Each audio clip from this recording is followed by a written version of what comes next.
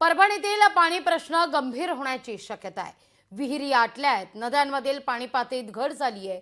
येलदरी जलाशयात केवळ 57% इतका पाणी साठा आहे। या सगळ्याचा आढावा घेतलाय आपले प्रतिनिधी तैयब पठाण यांनी।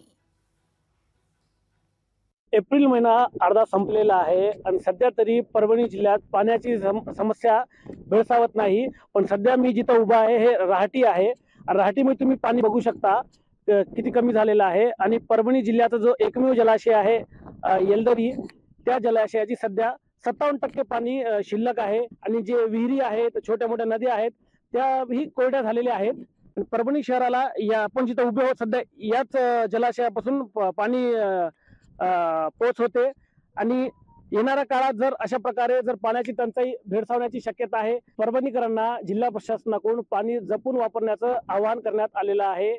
तैयब पठाण, लोकशाही मराठी, परभणी। लोकशाही मराठी, ऐका, पहा, जागरूक रहा।